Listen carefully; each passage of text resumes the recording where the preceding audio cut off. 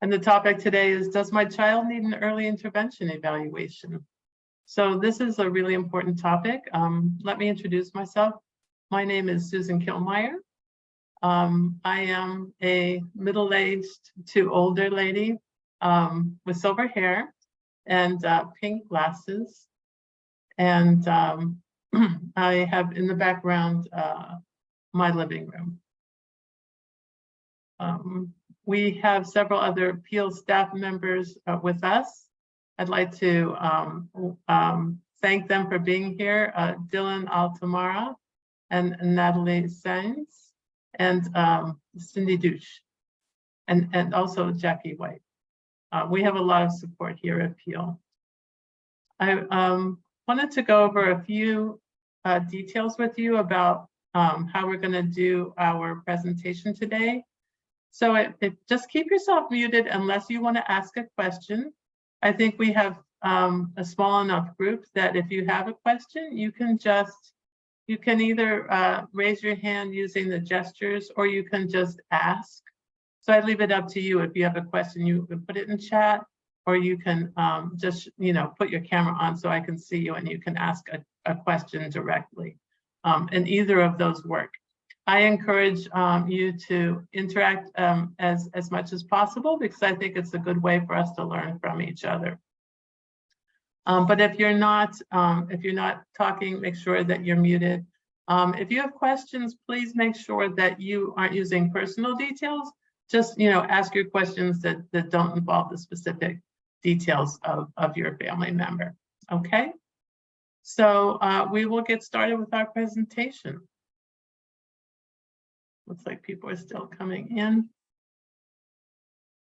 I wanted to let you know that the mission of the PEAL Center is to educate and empower families, and to make sure that their children, youth, and young adults with disabilities and special health care needs lead rich, active lives as full members of their schools and their communities. Susan, I'm sorry to interrupt. If you can, we are, I think that your screen is not sharing just yet, so. Oh, my screen is not sharing. Thank you.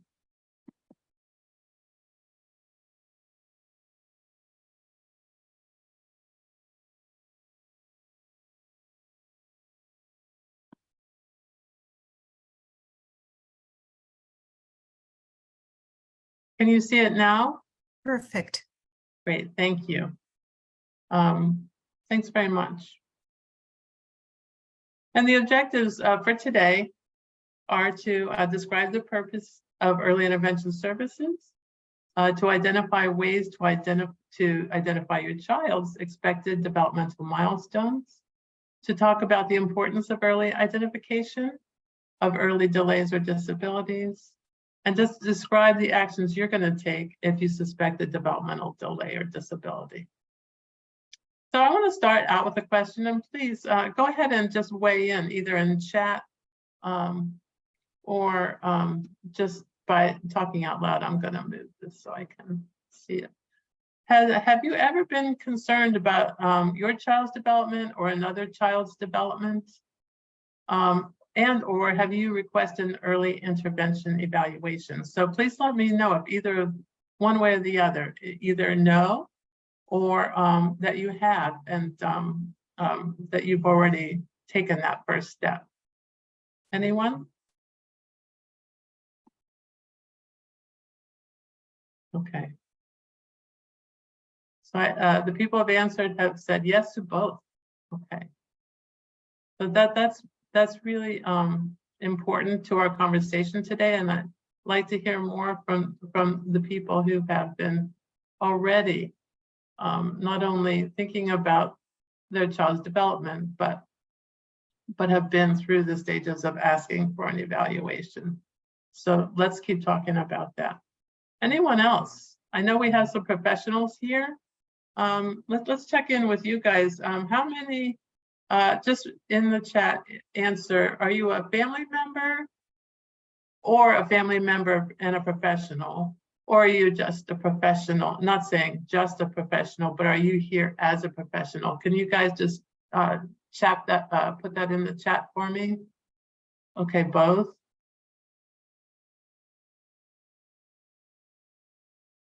Professional, parent advocate, awesome. Professional and family, okay.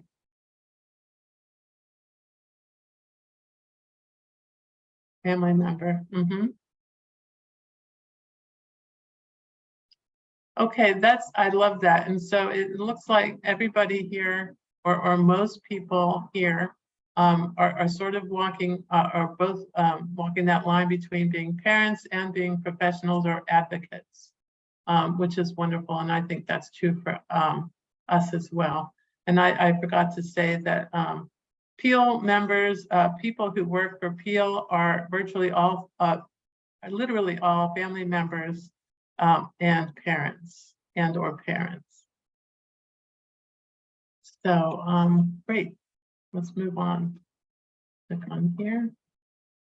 So I know since you guys, a lot of you already have a lot of experience, or at least some experience around being a parent, family member, and or a professional or advocate. You know that early intervention is really literally a system of services that helps infants and toddlers with delays or disabilities in the first 3 years. And I'm talking about Part C, early intervention, in this particular presentation, and thinking about the importance of those first 3 years. So talking about physical development, all the things that go along with that, cognitive development, so thinking, learning, solving problems, the use of communication, which isn't just when they first talk, which is certainly an important one, but the use of gestures, words, listening, understanding, eye contact, right? Those are all fall under the umbrella of communication. And it feeds into all the other ones too in many ways. Social emotional development, so relationships, often when we talk about behavior, it falls under this umbrella.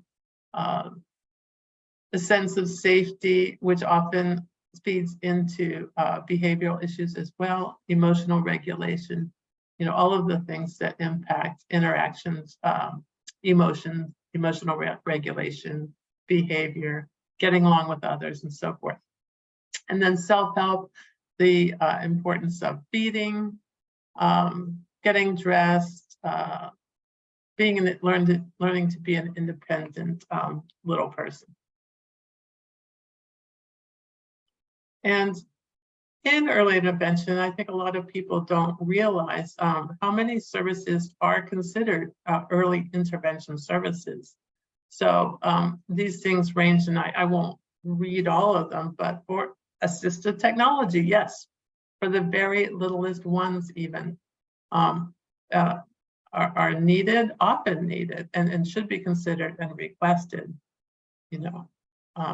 Audiology, of course, speech language, counseling for the family, medical and nursing services, physical therapy, of course, psychological services, and social work services. So these are all examples of things that can be provided under the umbrella of early intervention.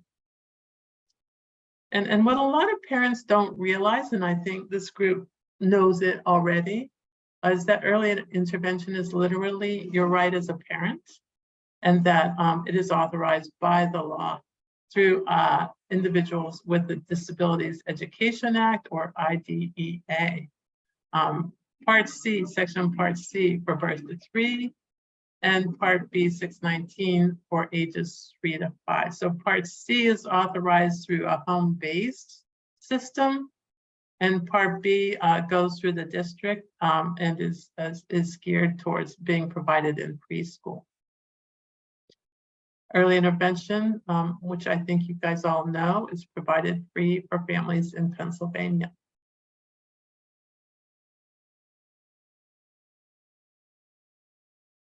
So the idea of identifying a delay, and I want to talk very seriously about this.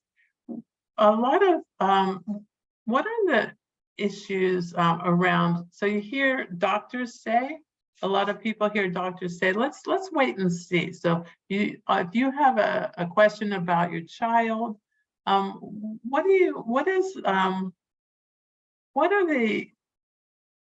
are the things that we want to think about when a doctor says wait and see? Can anyone weigh in on that one? Is that desirable? Does your child just need a little more time? What are the things we want to think about?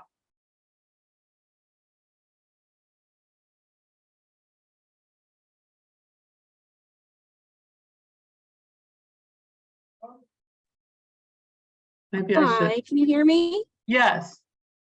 Hi, this is Jessie. I am here as both a parent and a professional.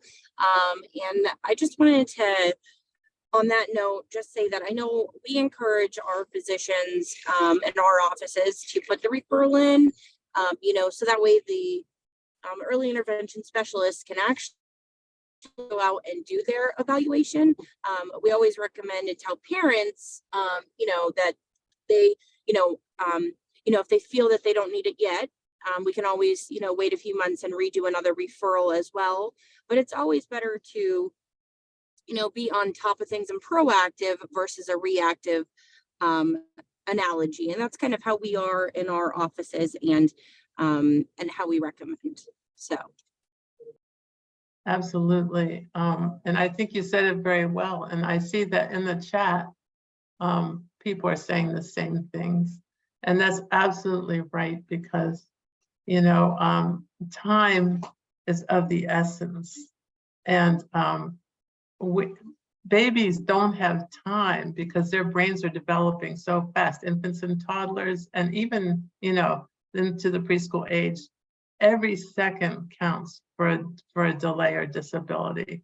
And it takes that time the developing brains don't have. So whenever we're thinking, well, my brother was late to talk, for instance, because a lot of times these things run in families too. We'll just wait and see. He was pretty okay, and it's not a big deal. It doesn't cost anything to go ahead with that referral, as you say, and just find out what's going on. Because in this age group also, development sort of occurs all together. So if between the ages of 0 and 5, if a child is having a delay in one area, all of the development that happens during that time sort of emerges together. So it's going to slow them down across systems. When, say, there's a speech delay, often that impacts interaction with others, right? And so they're learning less through social interactions. Their social emotional differences may start to become apparent. And problem solving, even because you're not sharing information the same way, it can really balloon. So it's important to not do the wait and see, and to proceed as soon as possible. And I really care about that message, because we know that the brain's development between ages of 0 to 5, nothing matches that. Nothing can replace the neurodevelopment that goes on in those first years of life, and especially birth to 3. The period of rapid development is still there, but it slows down between the ages of 3 to 5. And changes to existing connections really will take more time if we want to make things go different, as those brains get more settled in the kind of patterns that the neurons have taken as that they have set up shop in the brain. And that can change life over change development and ability over a lifetime. So what are the reasons, and I know you guys are pretty seasoned, but I still like to hear from you. What are the reasons why people hesitate to request an evaluation? Can people weigh in on that one?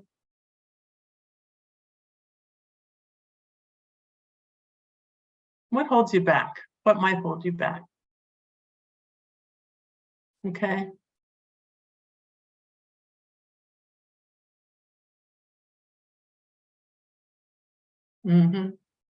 Not knowing where, so I see denial, which is a word I don't love, Cindy, but I know what you're talking about. Not knowing where to turn, absolutely. There's a lot of confusion about who might you ask when you're not sure what's going on. What else? Why might you be in denial, or why might you hesitate to find out where to turn?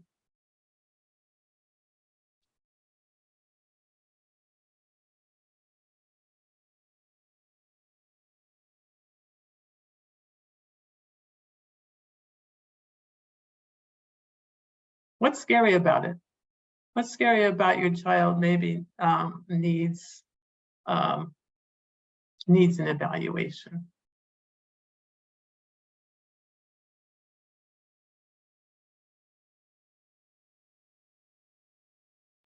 Yeah. Hi, this is Jessie again. Sorry, can you hear me? Jessie, I can hear you. Perfect. Sorry, I'm actually driving. That's why I can't really do the chat. I apologize. So I know another hesitation, at least from a parent perspective, it's a little bit of an invasion of privacy because you have to open up your home to people you don't know. And it's having to allow them into your home and into your what we call a safe space. And then if you find out something's wrong or, I shouldn't say wrong, that your child needs a little bit more assistance. Sometimes that can be, a hurtful thing for a parent to hear. So sometimes it's just, that big invasion of privacy, as well as, acknowledging that, your child needs a little more assistance than others. So that can sometimes be a little difficult for the families, especially certain social situations where they're, they don't want to open their home because they're afraid of what will happen, or, afraid of who is going to come in their home. So I know that's some of the hesitation that we see on our end from families, but that's what I just wanted to say. Sorry. Yeah, thank you. No, that's great. And that really jives with what people were weighing in just as you were talking. And I do really appreciate, and so do others, about the feeling of invasion of privacy. Why, it just doesn't feel natural to have to open up your home to people who are going to ask you questions about your child. That's a lot, and it's not minor. And then someone else was saying you're scared people might judge you for it, because you hear a lot of people say, well, a good parent, does all the things and provides the correct toys and interacts in a certain way and so forth, and is it something I'm doing, or is it something in my background that made this happen, and perhaps there's a certain feeling of being open to being judged that is really legitimate, and it's well worth, acknowledging and saying, hey, this is a lot for me to take on. And then Janelle talks about there being judgment from providers about being an overreactive parent. Has anyone been told that? I think a lot of us have been talked to that we're being too worried, and we need to just sit back and relax and not worry so much. And that's not legitimate. That's not a legitimate response in any way. And I hear Karen is sharing that she agrees about the privacy. Oh, and you had diagnosis at 1 week old, okay?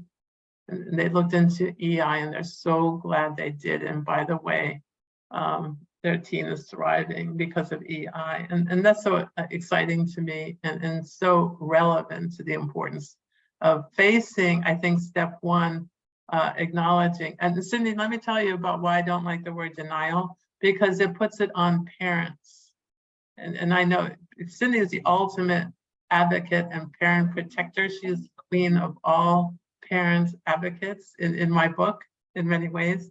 But denial is sort of parent blaming in my book, and I try not to use that word because I really like to think of it more of as they just started their journey towards acceptance, you know, or their journey towards understanding this diagnosis that someone's trying to give them, and trying to put it that way. So I hope that works for everybody. Great, thank you so much. That was really useful. Let me keep going. So let someone in. Early identification, as we have established, is key, and especially for all children, but especially right now for children with autism spectrum disorders, because they're often being identified after the period of rapid brain development. Does anybody know, and I'm guessing someone here does, what is the average age of diagnosis of autism? Does anybody know that?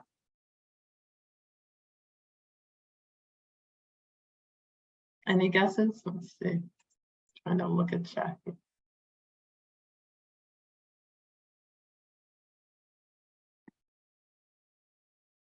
Take a guess. Anyone just either shout it out or put it in chat. Take a stab. Janelle says 4 years old. Anyone else?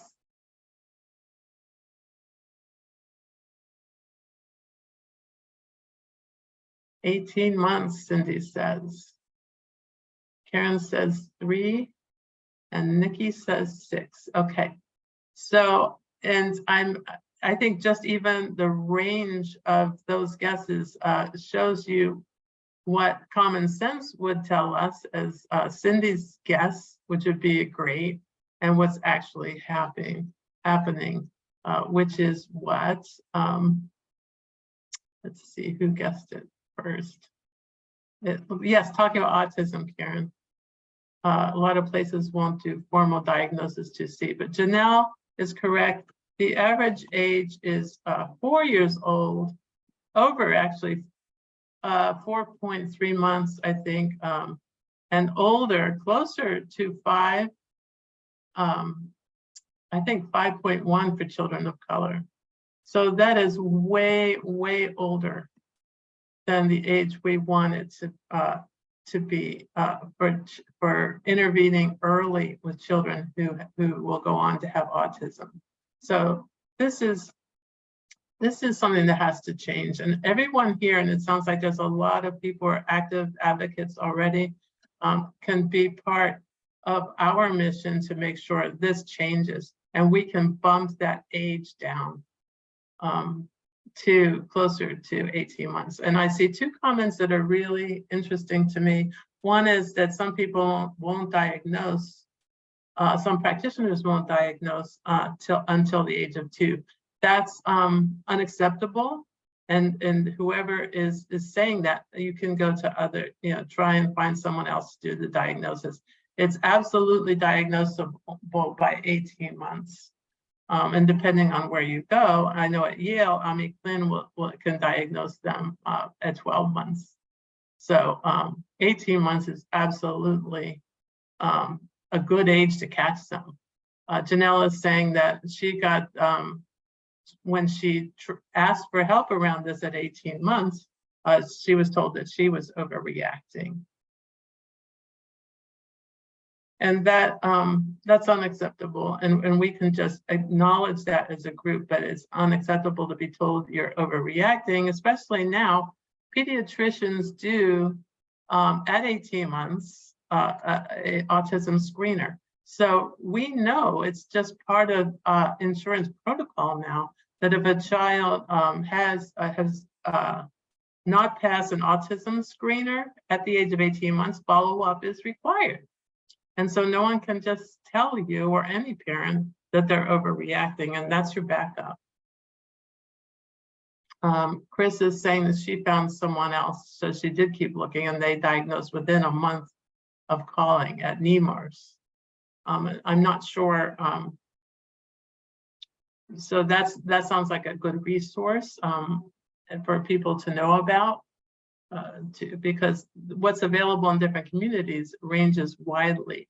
So if you're out Allegheny County or Philadelphia, you may have more options than people that are in small towns or more rural parts of the state. I have a question here. What about those you hear where the child was developmentally on schedule at 2 is showing signs later? Can it develop later? So what we know, and again, people have been studying this for a while, and Ami Klin at Yale is one of those people, that there is one pattern of autism, then it seems to be that they develop relatively typically until the age of about 18 months is usually when we see it. And the time of backsliding happens between 18 months and 24 months, 18 and beyond. And you don't pick up that first backsliding super well sometimes because maybe they're just talking a little bit less, and that backsliding is happening in ways that you don't pick up on right away. But that backsliding for children that are going to show that pattern starts at around 18 months.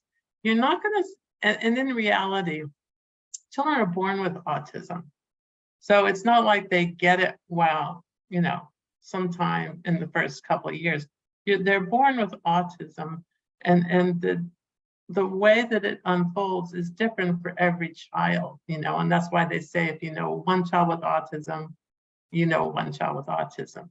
But that said, the rate at which it progresses can go at different speeds.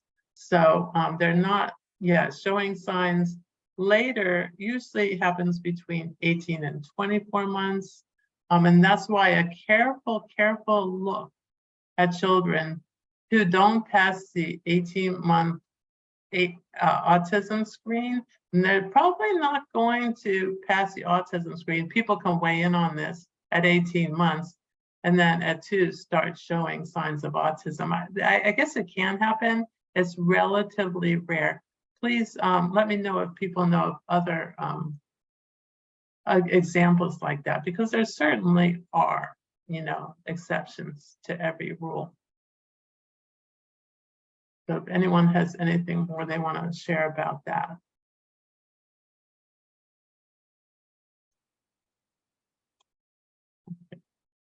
So you guys, who do people already know about the Learn the Signs, Act Early tools? And I'm guessing a lot of you do. I'm gonna play this video for you just because it's great. Let's see if it actually, no, Shirley does not know. Okay, I'm gonna go over this carefully because this is a powerful tool. And it also is powerful enough, the milestones, to pick up maybe on that child between the ages of 18 and 24 months. That seems basically okay, but this may be a way of really catching that child early. So let's see if I just click on this, if it'll work for me. I'm gonna try and make it big. That's gonna mean that I have to get something that I can't have access to.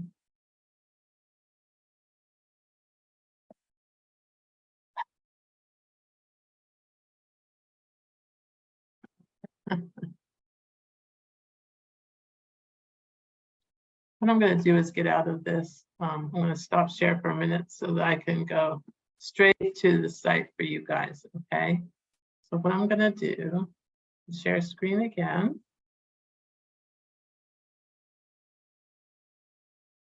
And then look at the Learn the Signs, Act Early site. Okay. So the Learn the Signs, Act Early is a tremendous tool that everyone has access to. And it has an amazing array of resources for you to check the milestones of your child, no matter what age of your young child, between the ages of birth to 5. Also available in Spanish. So it shows you, it gives you a list of all the materials. I like to click on families. So if you get a chance to go in there, and Dylan's going to put this link in the chat for us, is that here you can check on the milestones, and you can even get photos or videos of what those milestones, I'm gonna click on that, what those look like at any given age. So if you have a child who's 2 years old and you're trying to do the milestone tracker and you're looking at the different things they should be doing. So here's an example. A child notices when others are hurt or upset. So that's a picture of that. Some of them are videos like this one, where it'll show what a child looks like when they're pointing at things in a book and naming them. So I really like all of the things that it offers here for you to do. And maybe one of the most exciting things is that you can get on your phone, and this is super easy to use, an app that lets you do this for your kid. And you can add more than one child onto this app. And then you can track his development or his or her development as your child grows. So I absolutely recommend that. I don't think there's any downside to getting any child between the age of birth to 5 on your phone and do the milestone tracker app. It's just fun, you know. And it also adjusts for prematurity. So if you have a child that was born early and they're, you know, we're expecting them to develop at their own rate based on their prematurity, it will factor that in too. So that's really cool. I really like that. Another tool,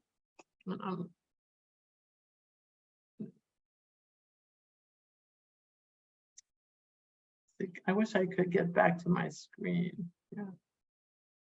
Just rather than go back to my slideshow, I'm going to show you another important tool, and that is Baby Navigator. So this is actually, I'll show you Autism Navigator first. Autism Navigator is a site that helps you follow your child's development to catch them if they are going to go on to have autism.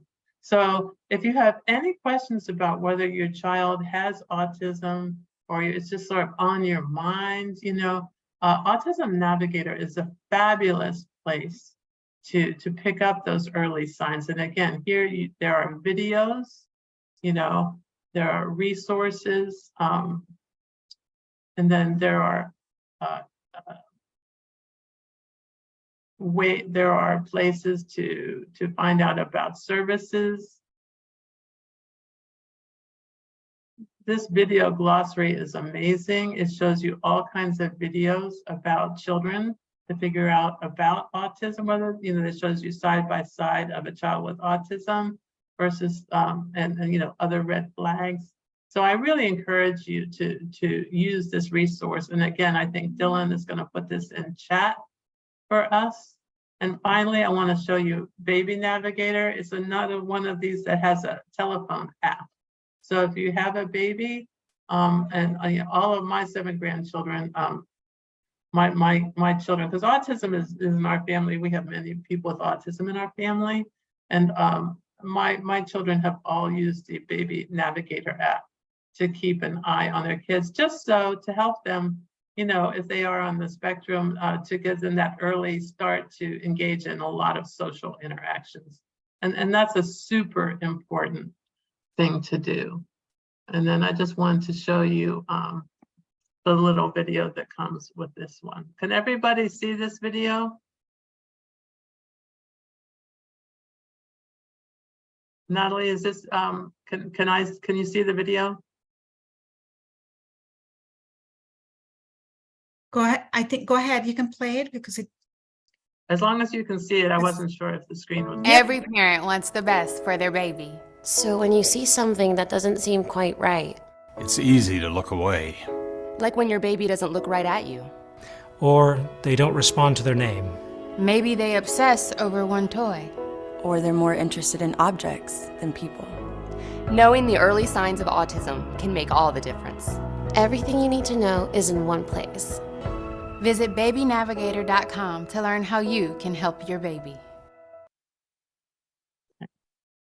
So that's just a plug for that resource. And I encourage everyone to get those apps on their phone if they don't already have them, or if you're an advocate or a professional, to make sure that the people you know are using them. So I'm going to stop the share for just a minute. Any questions having looked at those tools, about those tools?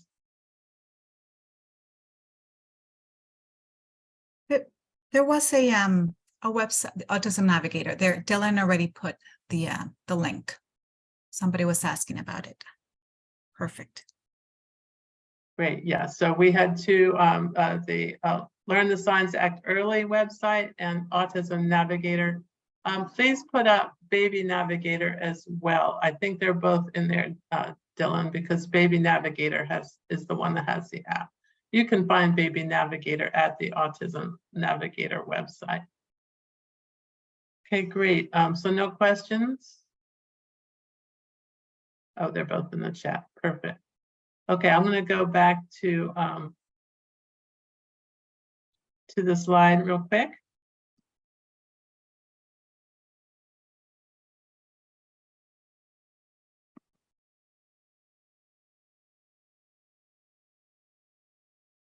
And I'll have to go back to Zoom is a great resource, but it isn't perfect. Okay, so we reviewed the tools and we learned about the autism tools. So next steps, what to do if you suspect a delay.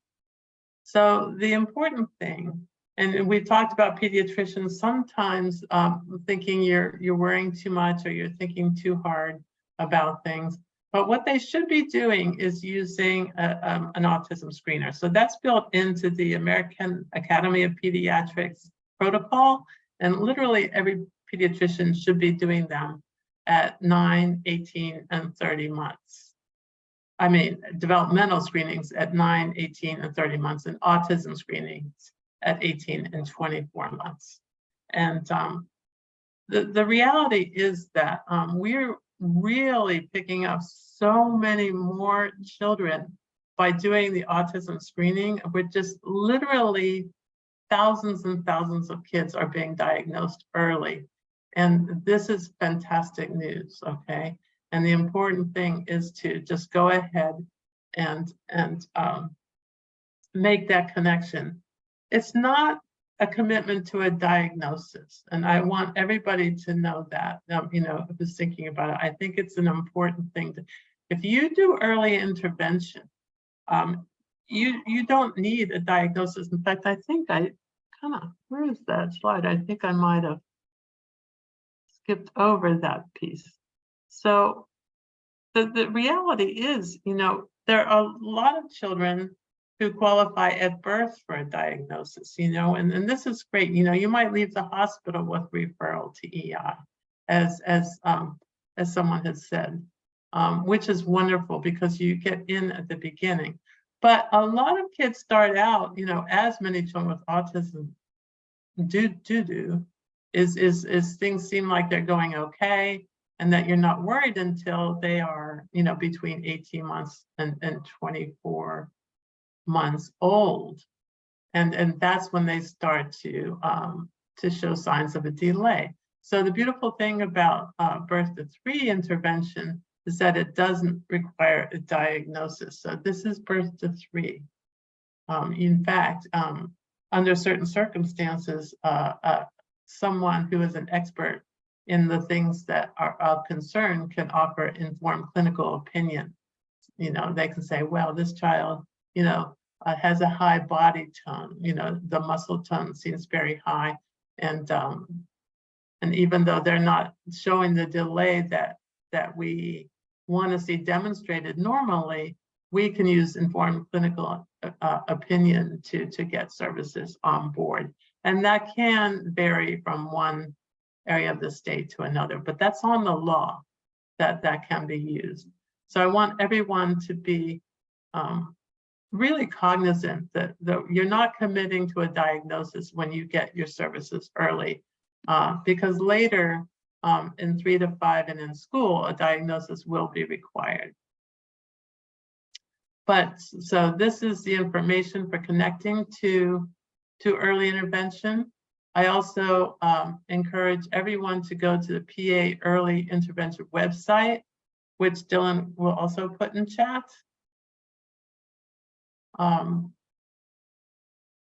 And then don't forget that while you're waiting, it can feel like a lot of waiting when you're waiting for services to kick in. You know, the important thing for all people who are worried about development is to continue to engage your child in social interactions. You know, the more serve and return interactions that you have with your child, you know, paying attention to what it is they like to do, building things into their day that are things they like to do that are also social, it can be a huge help to things that aren't purely just physical development, but to almost all of the things that we worry about when we're worried about a child's development. And even really for just physical differences and delays, concentrating on the things they like to do can build in the things that you're doing with them that involve physical skills that you're concerned about.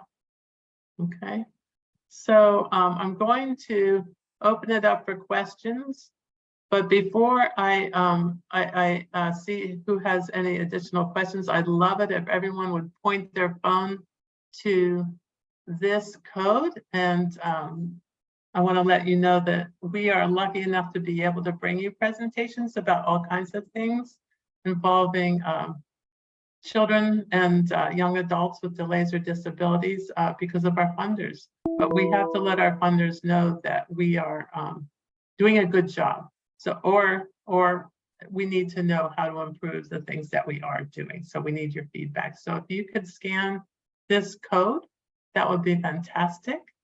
And I think Dylan can grab this link and put it in the chat as well if you don't have a phone, so that you can fill out. It's a very short survey. It's not long at all. Okay, so I'm going to see if you guys have any questions, and see if there's any follow-ups that we want to be able to do on your behalf, or you know, if there's any next steps that you would like to know more about.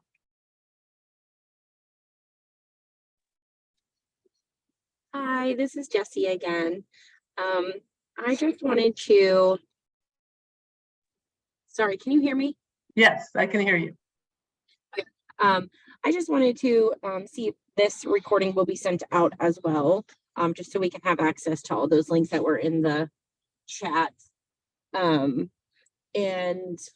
also, if you guys have any upcoming presentations on kiddos with disabilities and the schools, because I know that that's been a hot topic of, let's just say hot topic for our offices. There's been a lot of concerns and issues with kiddos needing 504 plans and the school giving a lot of pushback. So I wasn't sure if you guys had any of those coming up at all. Yes, we do, as a matter of fact. In fact, we do presentations more or less on an ongoing basis about children in with disabilities in school across a range of topics. And we have a training calendar sort of packed with them. So I'm going to put my address, my email address. Just will you reach out to me, and I will. I'll find out more specifically what you are interested in, and I can send you either the links to them, flyers to them, or set up some new ones. Okay. Because Absolutely, thank you. Yeah. PEAL Center.org. So if anyone wants to reach out to me, oh, this is, yeah. Hopefully everyone sees that. Okay. Did I miss anything in chat? I've been sort of going back and forth on the screens. Let's see here. Okay, so there are a few questions.